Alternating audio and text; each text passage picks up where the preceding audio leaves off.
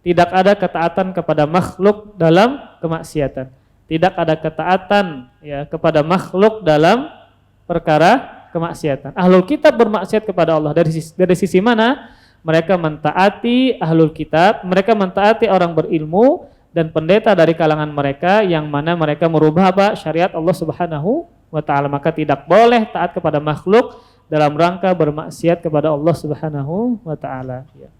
Maka tidak boleh kita misalnya mengikuti perkataan ustadz kita, guru kita, ibu kita, ayah kita yang ternyata perintahnya bertentangan dengan syariat. Nah, misal ya keluarga kita tidak terbiasa dengan jenggot, kita berjenggot, lalu kuitan kita melihat, lalu jar kuitan, larap jenggot kada nyaman dilihat jar. Nah, ini kejadian dengan kita, pasti kejadian dengan ada di antara mungkin di antara pian dan ulun pun juga merasakan demikian.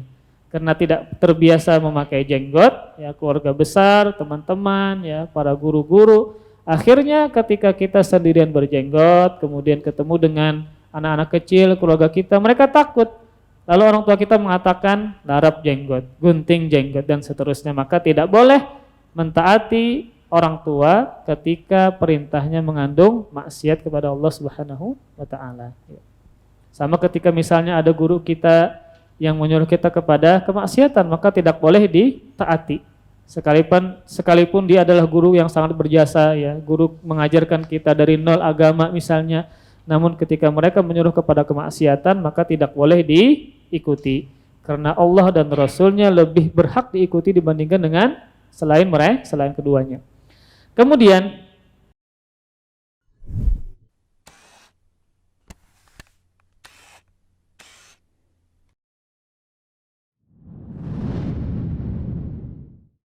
alhamdulillah wassalatu wassalamu ala rasulillah wa ala alihi wa sahbihi wa mawalah wa la hawla wa la quwata illa billah amma ba'du.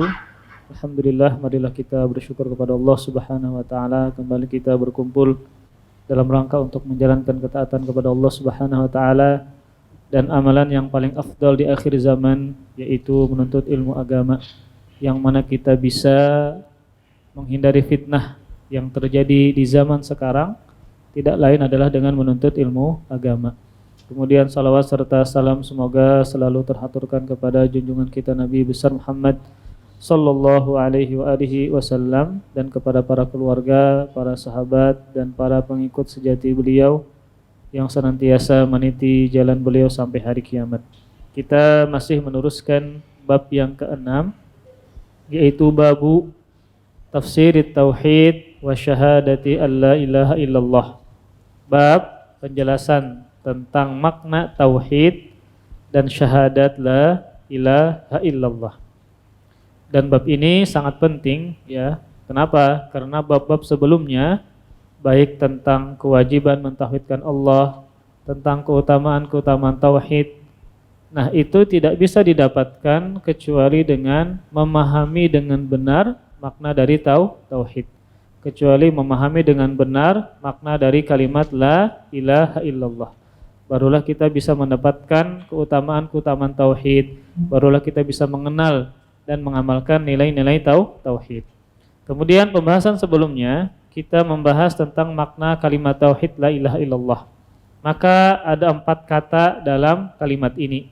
Ada la, ada ilaha, ada illah, ada Allah. Ada 4 kata.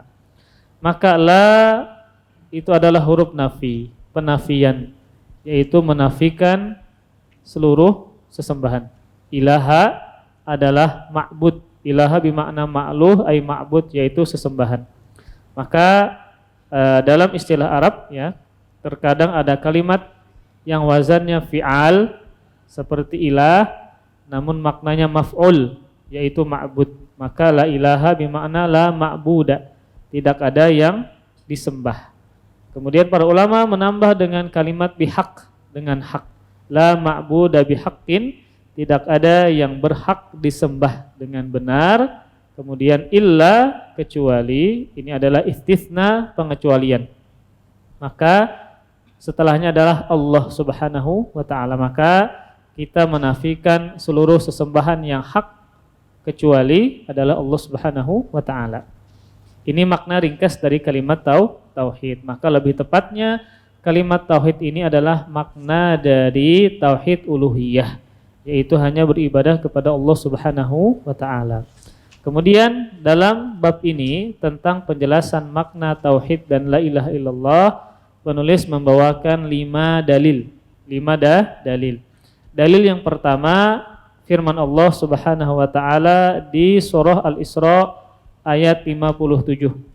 Ulaikal ladzina yad'una yabtaghuna ila rabbihimul wasilah ayyuhum aqrabu wa yarjuna rahmatah wa yakhafuna 'adzabah inna 'adzaba rabbika kana mahdzura.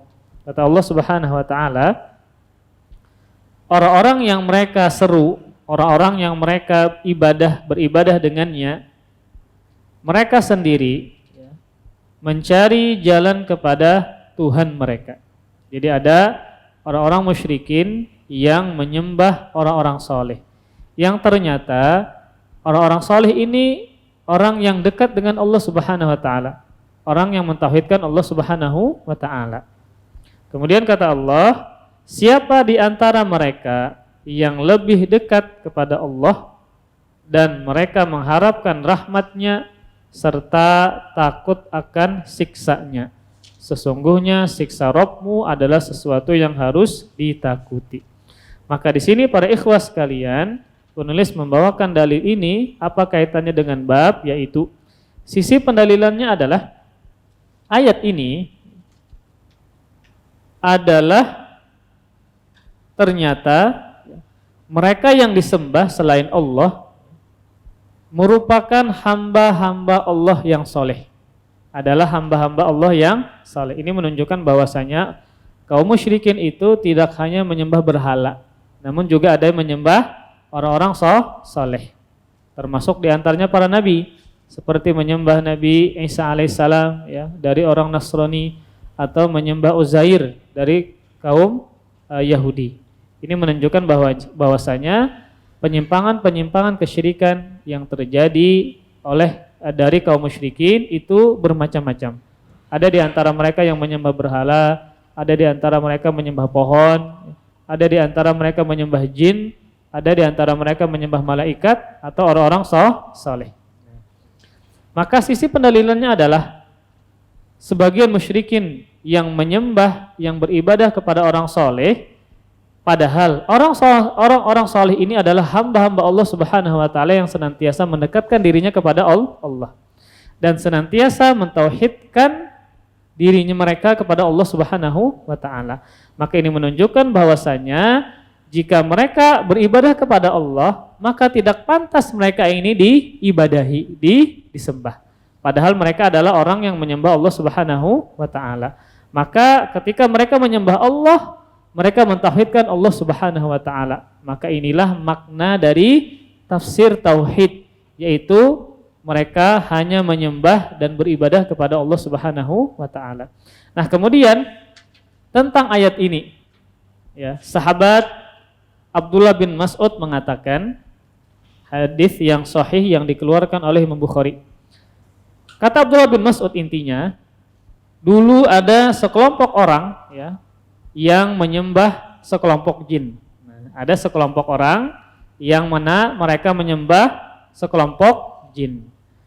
Namun ternyata jin-jin yang disembah ini ya, yang ketika itu disembah kafir, ternyata mereka masuk Islam. Nah, ketika mereka masuk Islam, maka mereka beribadah kepada Allah dan mentauhidkan Allah Subhanahu wa taala. Maka Allah Subhanahu wa taala mengatakan, orang-orang yang mereka sembah, yang mereka seru itu dari bangsa jin tadi, mereka sendiri mencari jalan kepada Tuhan mereka. Ternyata mereka mendekatkan diri mereka kepada Allah Subhanahu wa taala. Jadi orang musyrikin, sebagian musyrikin yang menyembah jin, kemudian jinnya masuk Islam. Nah, kemudian mereka jin ini malah semakin dekat kepada Allah Subhanahu wa taala dan mentauhidkan Allah Subhanahu wa taala. Sedangkan musyrikin yang menyembah jin tadi yang sudah menjadi muslim tetap dalam keadaan seperti itu, masih menyembah jin. Padahal jinnya sudah masuk Islam. Maka di sini Allah Subhanahu wa taala mengatakan, orang-orang yang mereka seru, yang mereka sembah dari kalangan jin tadi, ternyata jin ini mencari jalan kepada Tuhan mereka dengan menyembah diri mereka dengan menyembah Allah Subhanahu wa taala dan mentauhidkan Allah Subhanahu wa taala. Nah, maka menyembah dan mentauhidkan Allah inilah makna dari tafsir dari kalimat tauhid. Kemudian Abdullah bin Abbas juga mengatakan bahwa ayat ini berkaitan dengan orang-orang musyrikin yang mana mereka beribadah kepada satu malaikat, dua beribadah atau menyembah kepada Nabi Isa dan menyembah kepada Uzair. Jadi orang-orang musyrikin dulu mereka bermacam-macam sesembahan mereka. Ada di antara mereka yang menyembah malaikat. Malaikat dikatakan sebagai banatullah, anak perempuannya Allah. Kalau orang Nasrani mengatakan Isa adalah anak laki-laki Allah. Nah, mereka melakukan kesyirikan terhadap Allah Subhanahu wa taala. Kemudian juga mereka mengatakan bahwa Uzair adalah anak Allah Subhanahu wa taala. Maka ternyata mereka yang diseru ini, yang diibadahi ini, malaikatkah, Nabi Isa-kah, Uzair-kah, ternyata mereka adalah hamba-hamba Allah yang senantiasa mendekatkan diri mereka kepada Allah dan senantiasa mentauhidkan Allah Subhanahu wa taala. Maka tidak pantas yang mereka sembah ternyata mereka malah menyembah Allah Subhanahu wa taala. Ya, kemudian Syekhul Islam Ibnu Taimiyah mengatakan bahwa dua pendapat ini benar, ya, pendapat-pendapat yang menyatakan bahwa mencakup segala sesuatu yang diibadahi selain Allah, entah itu jinkah, malaikatkah, ya, orang-orang solehkah, maka tercakup juga dalam kandungan ayat ini. Padahal mereka yang disembah ini ternyata mereka menyembah Allah Subhanahu wa taala dan mendekatkan diri mereka kepada Allah Subhanahu wa taala.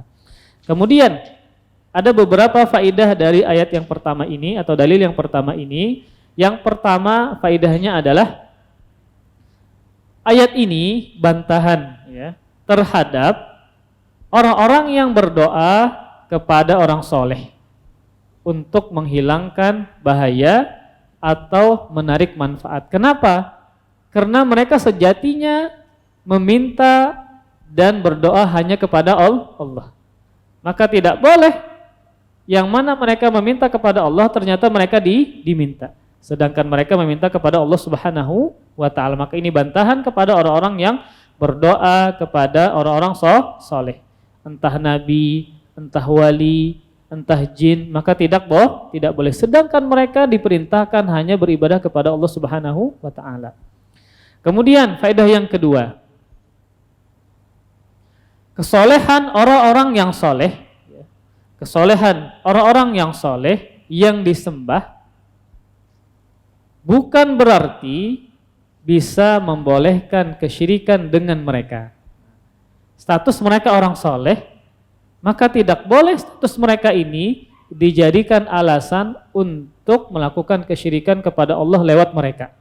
Seperti tadi berdoa kepada orang soleh, meminta hajat kepada nabi, meminta hajat kepada orang soleh atau wali. Kenapa demikian? Karena mereka pun juga diperintahkan oleh Allah Subhanahu wa taala untuk berdoa dan beribadah hanya kepada Allah Subhanahu wa taala. Kemudian ayat ini juga mengandung faidah yaitu penetapan sifat rahmat bagi Allah. Penetapan sifat kasih sayang bagi Allah Subhanahu wa taala sesuai dengan kebesaran dan keagungan Allah Subhanahu wa taala. Di sini Allah mengatakan wa yarjuna rahmatah. Yang disembah ini, nabi yang disembah ini, jin yang disembah ini, malaikat yang disembah ini, ternyata mereka mengharapkan kasih sayang Allah Subhanahu wa taala. Ini menunjukkan bahwasanya Allah memiliki sifat rahmat, kasih sayang. Dan kasih sayang Allah sangat luas, ya, sangat besar, sangat banyak pintu-pintunya.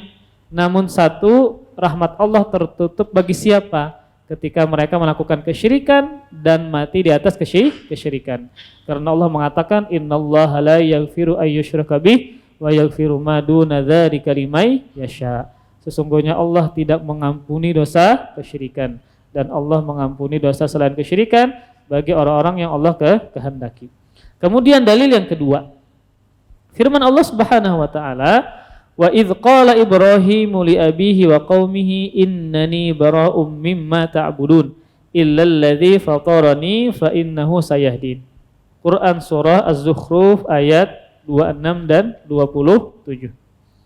Dan ingatlah ketika Ibrahim berkata kepada ayahnya, Abi itu ayah ya. Abi adalah terjemahnya ayah. Dan ingatlah ketika Ibrahim berkata kepada ayahnya. Kenapa ulun tekankan ini? Karena ada sebagian kaum muslimin yang berdalil dengan perasaan. Mereka mengatakan tidak mungkin ada nabi yang ayahnya kafir. Maka kita jawab ya, bukankah banyak contoh-contoh di dalam Al-Quran yang mana nabi ini memiliki keluarga yang kafir. Ada Nabi Nuh, salah satu anaknya kafir. Istrinya juga kafir, tidak beriman kepada Allah Subhanahu wa taala. Ada suaminya Nabi, istrinya kafir, Nabi Lut alaihi salam. Ada yang seorang anak Nabi, ayahnya kafir, Nabi Ibrahim alaihi salam. Ada seorang Nabi yang pamannya kafir, yaitu Nabi Muhammad sallallahu alaihi wasallam.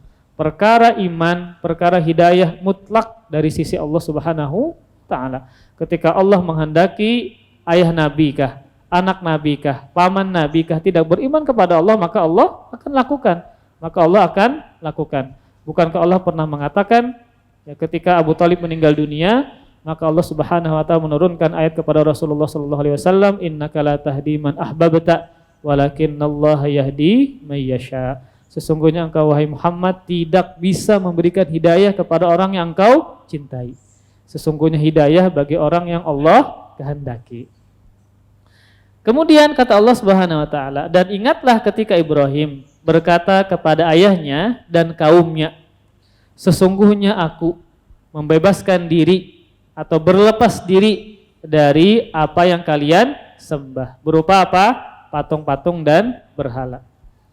Kecuali Allah, maksudnya apa? Kecuali hanya beribadah kepada Allah. Zat yang telah menciptakan aku karena hanya Dia yang menunjukkan kepada jalan kebenaran. Maka di sini poinnya adalah apa sisi pendalilan ayat ini dari bab tafsir dari tauhid dan makna la ilaha illallah. Maka ayat ini mengandung dua rukun dari kalimat tauhid, yaitu rukun nafi dan isbat, penafian dan penetapan. La ilaha illallah, tidak ada yang berhak, tidak ada yang disembah dengan hak kecuali Allah. Tidak ada yang berhak, ini penafian. Kemudian illallah, kecuali Allah, ini penetapan. Kita menafikan segala sesembahan, kemudian baru kita tetapkan hanya untuk Allah Subhanahu wa taala. Maka dalam ayat ini Nabi Ibrahim mengatakan innani bara'um mimma ta'budun. Sesungguhnya aku berlepas dari apa yang kalian sembah. Maka ini penafian. Kemudian beliau tetapkan illalladzi fatarani, kecuali aku menyembah, kalian menyembah kepada zat yang telah menciptakan aku dan kalian. Maka ini penetapan. Maka sisi pendalilannya adalah ayat ini terkandung dua rukun dari kalimat tauhid, nafi dan isbat. Nafi dan isbat. Kemudian di ayat ini ada beberapa faedah. Faedah yang pertama adalah ayat ini menunjukkan bahwasanya abah dari Nabi Ibrahim alaihissalam adalah seorang musyrikin. Ini berdasarkan nas Al-Qur'anul Karim. Dan ini memang ada sebagian pendapat ya dari sebagian ahli sejarah yang menyatakan bahwa abah Nabi Ibrahim ini atau yang bernama Azar ini bukanlah ayah kandung beliau, atau dalam istilah lain adalah paman Nabi Ibrahim. Memang benar ya. Terkadang dalam bahasa Arab makna abun bisa digantikan dengan kalimat amun. Bisa maknanya amun paman. Namun kalau ada dalil, kalau ada qarinah yang memalingkan dari makna yang sebenarnya. Namun ketika tidak ada dalil, tidak ada qarinah yang memalingkan makna secara zahir, maka dikembalikan kepada secara zahir. Dan ini tidak ada dalil yang memalingkan makna dari secara zahir, maka dikembalikan kepada makna asal bahwa makna abun adalah abah. Maka tidak boleh kita berlandaskan dengan perasaan. Maka ketika nas mengatakan demikian, secara zahir tidak ada dalil yang memalingkan makna dari zahir kepada makna yang lain, maka kita katakan bahwasanya ayah Nabi Ibrahim adalah seorang yang kafir, seorang yang kafir. Kemudian ayat ini juga dalil bahwa tauhid itu melazimkan sikap berlepas diri dari kesyirikan dan pelaku kesyirikan. Sebagaimana Nabi Ibrahim mengatakan dengan terang-terangan kepada ayahnya dan kaumnya, sungguh aku berlepas dari apa yang kalian sembah. Kemudian di antara faedah yang berikutnya juga adalah bahwa ayat ini menunjukkan sifat para rasul, di antaranya adalah terang-terangan menyampaikan kebenaran.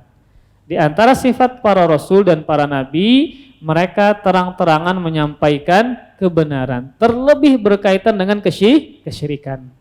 Maka jangan main perasaan, maka jangan pinang alih, jangan. Ketika itu adalah kesyirikan, maka kita jelaskan dengan sopan dan lembut. Kenapa demikian? Karena terang-terangan menjelaskan kebenaran adalah sifat dari para nabi dan rasul. Sebagaimana Nabi Ibrahim alaihissalam terang-terangan mengatakan kepada ayahnya dan kaumnya bahwasanya aku berlepas diri dari segala yang kalian sembah selain Allah Subhanahu wa taala. Kemudian, faedah yang berikutnya dari dalil yang kedua ini adalah ketika Nabi Ibrahim alaihissalam berlepas diri dari kesyirikan selain Allah, beliau mengatakan dengan tegas, illalladzi fatarani fa innahu sayahdin. Kecuali aku menyembah, kalian menyembah Allah yang menciptakanku, karena sungguh Dia akan memberikan petunjuk kepadaku. Nah, perkataan Nabi Ibrahim ini, ya, beliau mengatakan kecuali Allah yang menciptakanku. Maksudnya adalah aku beribadah kepada siapa? Allah yang menciptakanku. Nah, perkataan Nabi Ibrahim alaihissalam ini memiliki dua faedah lagi. Yang pertama adalah ini adalah isyarat, ya, terhadap alasan kenapa kita harus mengesahkan Allah dalam ibadah. Ini adalah isyarat terhadap alasan kenapa kita harus mengesahkan Allah dalam ibadah. Kenapa? Sebagaimana Allah esa dalam penciptaan, maka Allah esa dalam peribadatan. Kan di sini Nabi Ibrahim mengatakan kecuali aku menyembah kepada Allah yang menciptakanku. Allah lah yang satu-satunya menciptakan beliau dan kaumnya. Maka ketika kita beribadah kepada Allah Subhanahu wa taala, maka kita esakan sebagaimana kita mengesahkan bahwasanya Allah lah satu-satunya yang menciptakan kita. Kemudian faedah yang kedua adalah perkataan Nabi Ibrahim ini isyarat terhadap rusaknya para penyembah berhala. Dari sisi mana? Dari sisi berhala-berhala tersebut tidak bisa menciptakan, sedangkan mereka diciptakan. Karena Nabi Ibrahim mengatakan, kecuali aku menyembah hanya kepada Allah yang telah menciptakanku. Maka ini isyarat bahwasanya berhala-berhala yang kalian sembah itu adalah patung yang kalian bikin, yang kalian ciptakan, dan mereka tidak bisa menciptakan. Kenapa harus disembah?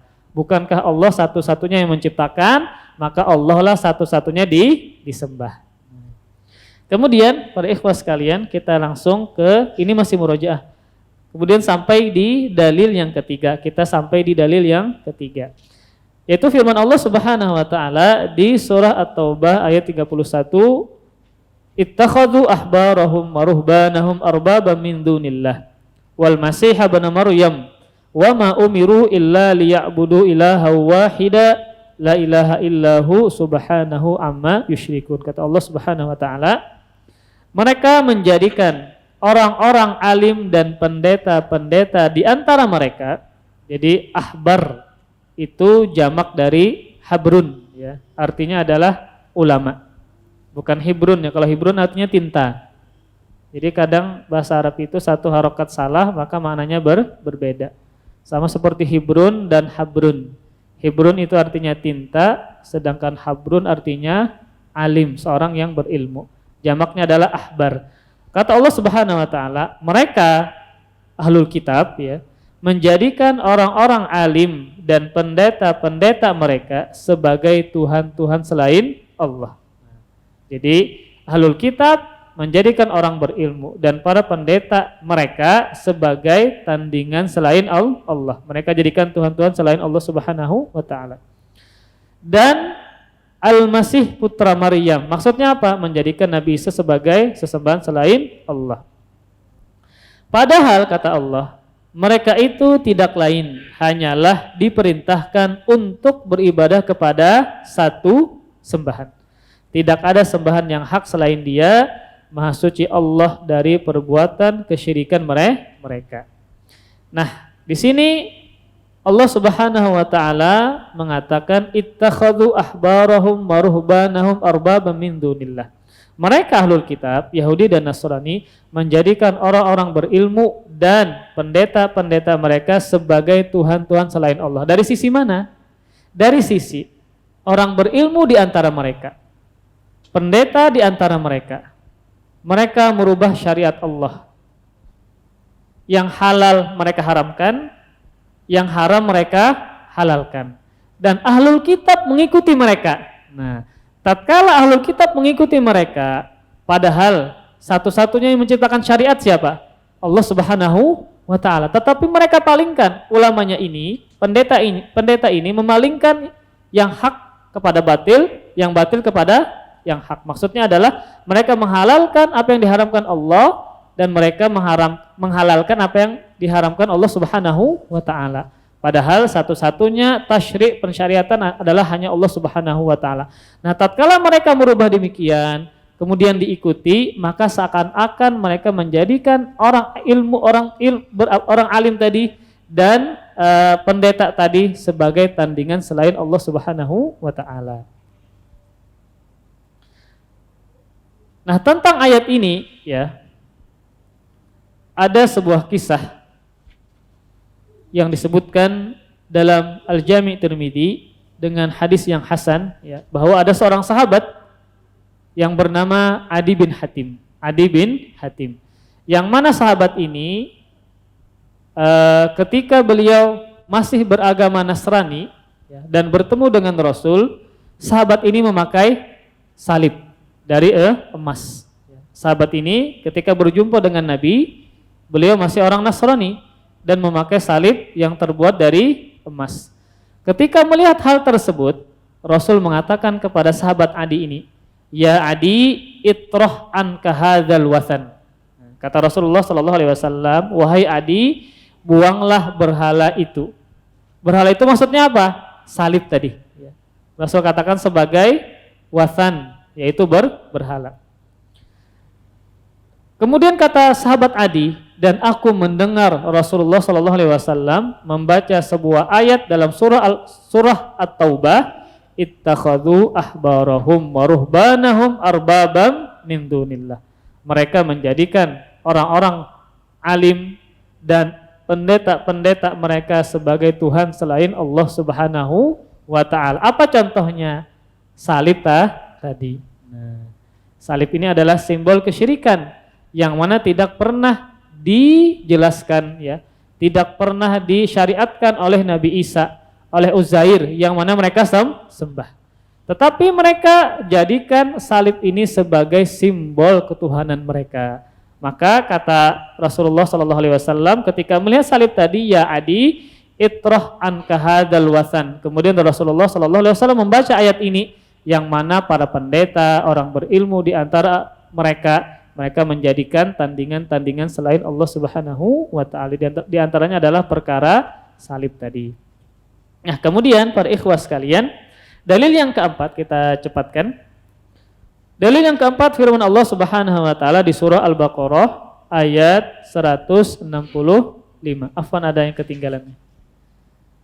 Ayat tadi ya tentang ahlul kitab tadi yang mana mereka menjadikan orang berilmu dan pendeta-pendeta mereka sebagai Tuhan selain Allah Subhanahu wa taala, maka ayat ini memiliki beberapa faidah ya. Yang pertama adalah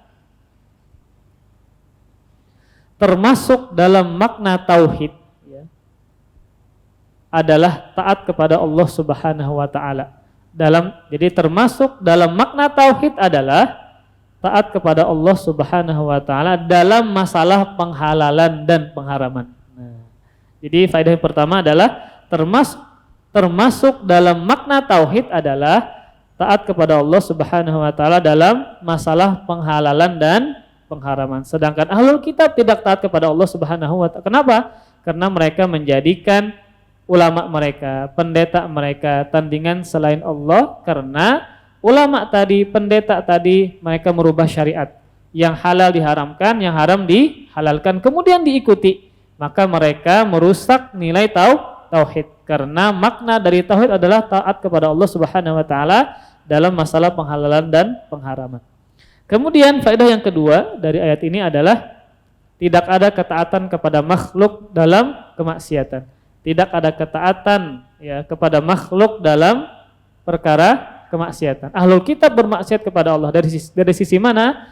Mereka mentaati ahlul kitab, mereka mentaati orang berilmu dan pendeta dari kalangan mereka yang mana mereka merubah syariat Allah Subhanahu wa taala. Maka tidak boleh taat kepada makhluk dalam rangka bermaksiat kepada Allah Subhanahu wa taala ya. Maka tidak boleh kita misalnya mengikuti perkataan ustadz kita, guru kita, ibu kita, ayah kita yang ternyata perintahnya bertentangan dengan syariat. Nah, misal ya keluarga kita tidak terbiasa dengan jenggot, kita berjenggot, lalu kuitan kita melihat, lalu jar kuitan, larap jenggot kada nyaman dilihat jar. Nah, ini kejadian dengan kita, pasti kejadian dengan ada di antara mungkin di antara pian dan ulun pun juga merasakan demikian. Karena tidak terbiasa memakai jenggot, ya keluarga besar, teman-teman, ya para guru-guru, akhirnya ketika kita sendirian berjenggot, kemudian ketemu dengan anak-anak kecil, keluarga kita, mereka takut. Lalu orang tua kita mengatakan larap jenggot, gunting jenggot dan seterusnya. Maka tidak boleh mentaati orang tua ketika perintahnya mengandung maksiat kepada Allah Subhanahu wa taala. Sama ketika misalnya ada guru kita yang menyuruh kita kepada kemaksiatan, maka tidak boleh ditaati. Sekalipun dia adalah guru yang sangat berjasa ya, guru mengajarkan kita dari nol agama misalnya, namun ketika mereka menyuruh kepada kemaksiatan maka tidak boleh diikuti. Karena Allah dan Rasulnya lebih berhak diikuti dibandingkan dengan selain keduanya. Kemudian faedah yang berikutnya adalah ulama tidak terjaga dari kesalahan. Ulama tidak terjaga dari kesalahan. Maka pernah terjadi dari ahlul kitab bahwa orang berilmu di antara mereka ternyata mereka memanfaatkan jabatan mereka. Akhirnya mereka merubah syariat Allah Subhanahu wa taala, menghalalkan apa yang Allah haramkan atau sebaliknya, kemudian diikuti oleh ahlul kitab. Maka ini menunjukkan bahwasanya ulama itu tidaklah maksum, bisa jadi melakukan kesalahan. Maka tugas kita tidaklah membenarkan. Maka tidak boleh kita fanatik kepada seseorang. Yang kita fanatiki adalah Allah dan Rasulnya. Ketika dia melakukan kesalahan, siapapun dia, mau orang tua kita, guru kita yang sangat berjasa kepada kita, ketika misalnya mereka melakukan kesalahan, kewajiban kita adalah meluruskan. Bukan didiamkan, apalagi membenarkan. Maka kewajiban kita apa? Meluruskan dengan cara yang baik. Karena mereka juga adalah manusia, bukan seorang nabi, bukan seorang rasul, mereka tidak maksum. Kemudian faedah yang berikutnya dari ayat ini adalah besarnya bahaya ulama yang sesat dan menyesatkan umat. Besarnya bahaya ulama yang sesat lagi menyesatkan umat. Ini terjadi kepada ahlul kitab, yang mana ulama di antara mereka ya memanfaatkan jabatan mereka sebagai ulama, ya sebagai guru, sebagai ustadz, ternyata mereka memanfaatkan untuk merubah syariat Allah Subhanahu wa taala untuk mencari kesenangan dunia. Maka ini menunjukkan bahaya yang begitu besar tatkala ulama ini sesat, kemudian mereka menyesatkan umat-umat. Kemudian faedah yang berikutnya adalah penjelasan ayat ini, penjelasan terhadap penyimpangan orang-orang Yahudi dan Nasrani dari agama yang lurus. Dari sisi mana mereka mengikuti ulama-ulama mereka dan pendeta-pendeta mereka yang memiliki penyimpangan, yaitu merubah syariat Allah Subhanahu wa taala. Faedah yang selanjutnya ya dari firman Allah Subhanahu wa taala surat Taubah ayat 31 ini adalah bahayanya ulama yang sesat dan menyesatkan umat. Kemudian selanjutnya ayat ini menjelaskan terhadap penyimpangan orang-orang Yahudi dan Nasrani dari agama yang lurus, yaitu mereka mengikuti para pendeta dan para ulama mereka yang ternyata mereka merubah syariat. yang ternyata mereka menghalalkan apa yang Allah haramkan dan mengharamkan apa yang Allah halalkan. Kemudian faedah selanjutnya adalah barang siapa yang mentaati makhluk, barang siapa yang mentaati makhluk dalam menghalalkan apa yang Allah haramkan atau mengharamkan apa yang Allah halalkan, maka dia telah menjadikan makhluk tersebut sebagai tandingan bagi Allah. Maka dia menjadikan makhluk tersebut sebagai tandingan bagi Allah Subhanahu wa taala. Ulang.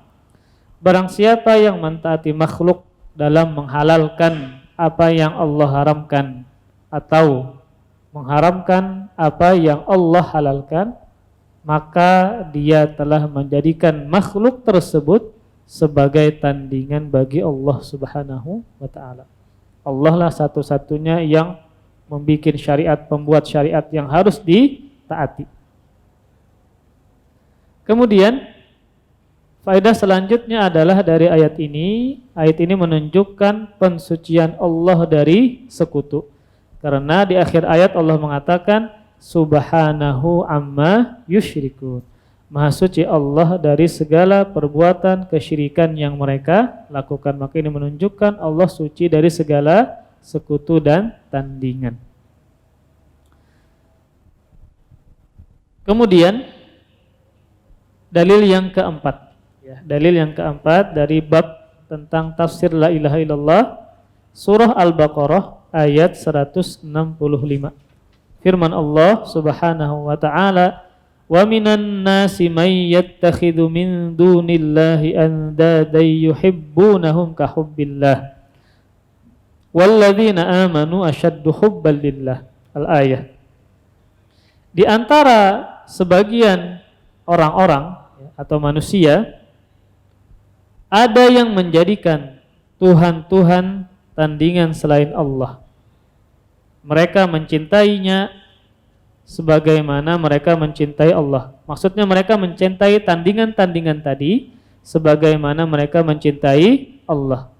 Jadi mereka menduakan cinta Allah Subhanahu wa taala. Adapun orang-orang yang beriman, maka lebih besar kecintaannya kepada Allah Subhanahu wa taala. Maka para ikhwah sekalian, sisi pendalilannya adalah ayat ini menunjukkan bahwa tafsir dari tauhid atau makna dari tauhid adalah tidak boleh mencintai selain Allah dengan bentuk cinta ibadah. Tidak boleh mencintai selain Allah dengan bentuk cinta ibadah, yaitu cinta yang disertai dengan ketundukan, pengagungan dan perendahan diri kepada Allah Subhanahu wa taala. Jadi cinta itu beraneka ragam. Ada cinta yang sifatnya ibadah, ada cinta yang sifatnya bukan ibadah. Nah, kalau cinta yang sifatnya ibadah, maka tidak boleh kita lakukan kecuali hanya kepada Allah. Nah, cinta yang sifatnya ibadah itu apa gerang? Maksudnya apa? Maksudnya adalah cinta yang disertai pengagungan, perendahan diri, ketundukan kepada yang dicintai. Maka itu jenisnya ibadah. Ulang-ulang, cinta yang bernilai ibadah dan harus ditujukan kepada Allah, karena dia adalah ibadah. Maka cinta yang disertai dengan ketundukan, perendahan diri dan pengagungan terhadap yang dicintai, maka jenis cinta ini adalah ibadah. Maka tidak boleh diselewengkan, ditujukan kepada selain Allah. Maka ketika kita beribadah harus memiliki cinta seperti ini. Maka kita sholat, kita mencintai Allah disertai dengan pengagungan, perendahan diri dan ketundukan kepada Allah Subhanahu wa taala. Ini berbeda kita mencintai anak kita. Apakah ketika kita mencintai anak kita disertai dengan ketundukan, disertai dengan pengagungan, perendahan diri, maka jawabannya tidak. Maka ini bukan cinta yang sifatnya ibadah. Kalau cinta yang sifatnya ibadah, maka harus ditujukan hanya kepada Allah Subhanahu wa taala. Nah, orang musyrikin ketika mereka menyembah berhala, maka mereka selain mereka mencintai Allah, mereka juga mencintai berhala tadi, sama seperti mereka mencintai Allah Subhanahu wa taala. Padahal cinta ini jenisnya adalah ibadah, yaitu cinta yang disertai dengan ketundukan, pengagungan dan perendahan diri kepada yang dicintai. Maka sisi pendalilannya adalah bahwa makna atau tafsir dari tauhid adalah tidak boleh mencintai dengan cinta ibadah kecuali hanya kepada Allah Subhanahu wa taala. Sedangkan orang musyrikin membagi cinta mereka kepada Allah dan kepada berhala. Ya, kepada berhala. Nah, maka ayat ini ya memiliki beberapa faidah. Faidah yang pertama adalah termasuk makna tauhid ya. Termasuk makna tauhid adalah mengesahkan Allah Subhanahu wa taala dengan kecintaan. Ya, termasuk makna tauhid adalah mengesahkan Allah Subhanahu wa taala dengan kecintaan. Kecintaan yang sifatnya ibadah. Apa tadi maksudnya? Cinta yang disertai dengan ketundukan, perendahan diri dan pengagungan kepada yang dicintai. Kemudian, faedah yang kedua adalah kecintaan seperti ini termasuk ibadah. Nah, maka kalau kita mencintai Allah Subhanahu wa taala dengan kerendahan hati kita, dengan pengagungan kita kepada Allah, maka dinilai sebagai ibadah. Kemudian, faedah yang ketiga adalah orang musyrikin juga mencintai Allah. Orang musyrikin juga mencintai Allah Subhanahu wa taala. Namun, ya, cinta mereka kepada Allah tidak bermanfaat sedikit pun dan tidak memasukkan mereka ke dalam Islam. Kenapa demikian? Karena mereka selain mencintai Allah juga mencintai berhala-berhala. Padahal cinta dengan ketaatan, ketundukan, kepatuhan itu adalah ibadah, tidak boleh ditujukan kepada selain Allah seperti kepada berhala. Maka mereka menyekutukan Allah Subhanahu wa taala dan tidak dikatakan sebagai muslim, tetap dikatakan sebagai kaum musyrikin. Kemudian faedah yang keempat ya, ayat ini menunjukkan syirik merupakan kezaliman. Syirik merupakan kezaliman kepada siapa? Kepada Allah Subhanahu wa taala. Karena termasuk bagian dari kesyirikan adalah mencintai dengan cinta ibadah kepada selain Allah.